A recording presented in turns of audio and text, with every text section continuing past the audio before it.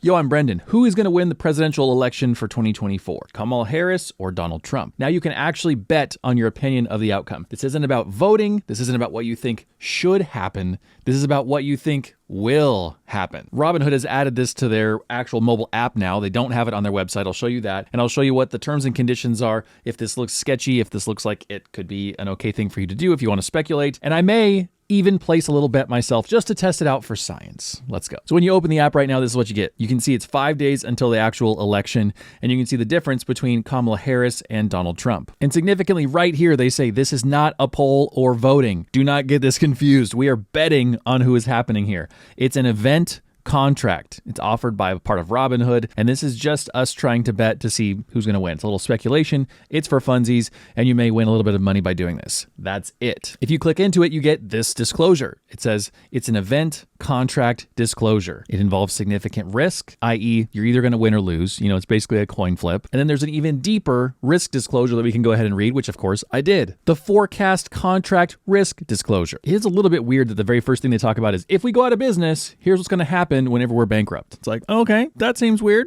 Like you go on a first date with someone, they're like, if I die, my will is going to say this. And you're like, all right. Then they describe to us what actual forecast contracts are. They say what these things are a kind of event contract. Technically, they are actually derivatives, but they're called swaps. And it is very literally like a coin flip. It says the contracts are described by a yes or no proposition known as an event question. Heads or tails, yes or no, one or two, Kamala or Donnie. And here's a part I don't actually understand well. If you can explain it better in the comments, please do. It says market participants, i.e. like me and you, place bids on either the yes or no forecast contract at prices between 2 cents and 99 cents. When the combined value of the best bids for the yes position and the no position equal $1.01, the exchange executes the event propositions by pairing the bids and then reports the event positions to clearinghouse. After literally sleeping on this, because I just woke up from a nap, I think what they're saying is, as long as there are two people with opposite betting expectations here, you know, if I bet because I think Kamala is going to win and Bobby bets because he thinks Donald Trump is going to win, as long as the combination of our two betting amounts equals $1 and a penny, then whoever actually ends up winning is going to get the $1 and a penny. Not both of us. We don't split it. You know, it's very much heads or tails, win or loss. My only question in that equation is, then how does Robinhood make money besides holding some cash, you know, in the meantime? But for us to even participate in that, they've got to have some like deposited cash for us. So I don't really get that part of it. I don't get their angle, and I don't see it described in here in like a really clear way. But if I bet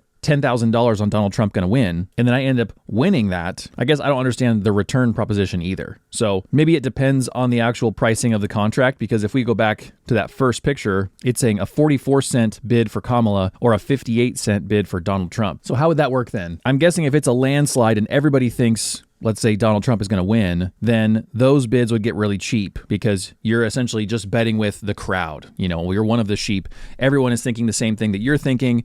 And so then you're just one of many, where you'd have to be like a real outlier at that point to bid for Kamala Harris. So those bids would be cheaper. So I think what's happening right now is essentially the opposite, because the number around her bid, you know, almost 45 million, is that dollars, bids? I don't know what that is. 45 million for Harris is saying there are more bids on her than there are on Donald Trump. 33 million right now. And actually, I took this screenshot a couple hours ago, so I wonder what the difference is right now. Let's see. I like how they say it's not a poll, and then literally the next place my mind was going is like, this almost serves as like a poll.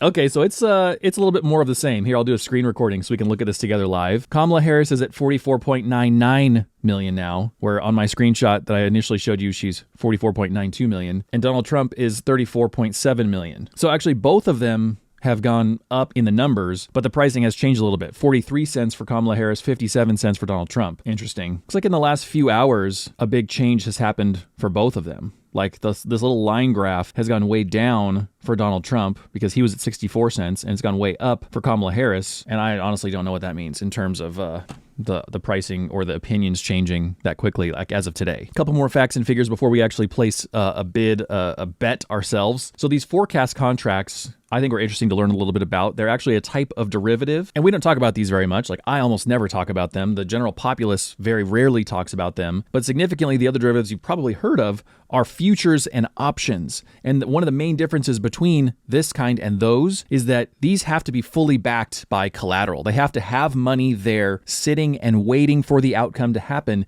you can't use margin and leverage and stuff like that to represent your bid. You have to actually throw down cash. It's almost like you're literally at a table with your friends and they say, hey, I bet you Donald Trump is going to win. And you say, I bet you Kamala Harris is going to win. And everybody throws down their cash on a table and then it sits there for the next 5 days and we all see what happens. And then they point out here, in no uncertain terms, when the event position will either have a settlement value of $1 or $0. You're going to win it all or lose it all. And maybe that's the difference because, like, let's say right now, if it's 57 cents for a bid towards Donald Trump, then maybe I would be putting forward 57 cents to get one, but I'd be winning $1. And so maybe Robinhood in that event, takes a penny off the top or something like that. I mean, they must. They're not going to do this for free. And in that case, if that's the math you're going after, then you're really getting a pretty darn good return. Because, if you're making 40 cents or 45 cents for every 50 cents that you have bid, that's like a crazy gamble. Which this is literally gambling. This is not investing. This is not anything outside of speculation. And that's one of the things they end this little report with. Market risk, pricing risk, the things that are happening in the market can't be predicted. The pricing of the probability of events, you can't really know and count on anything happening there in particular. The source agency that's providing us the information may not be accurate, or if the data is reported late or badly. If you're participating in this kind of thing, you may not be able to get your position liquidated the way that you want and how you want based on unpredictability there. There's a chance they halt trading. There's a chance the clearing market house, i.e. Robinhood, that's providing all of this to us goes out of business. There's just a myriad of risks they want us to be aware of, that things could essentially go under. And so they're legally obligated to tell us about those risks. I think it's wise to realize that this is essentially throwaway money. Not only is it win-loss, you're either going to win it all or lose it all, but also all those risks, something goes badly, they're covering their butt so that they don't have to field as many complaints from you. They can say, look, you agreed in the disclosure. This is the kind of risk that happened. We went out of business on the day before the election or whatever. So then if we wanted to place an actual bid, you can see that we've got fairly normal trading hours, like as if you were trading in the stock market. That's happening between now and election day, so November 5th. And it says it may be difficult to close position on or after. Yeah, you would think. Probably so. Then January 5th is the last day to trade.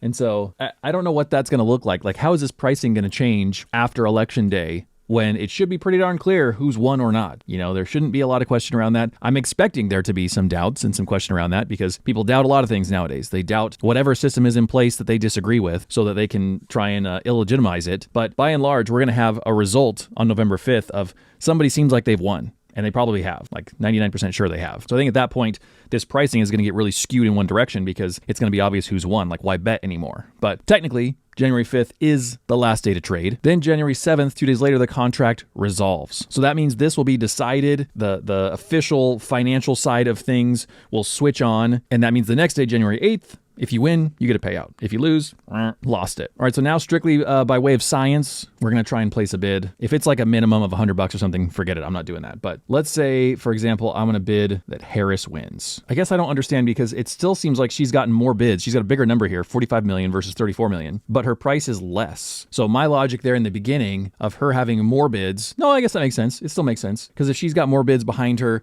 then more people are assuming this is happening.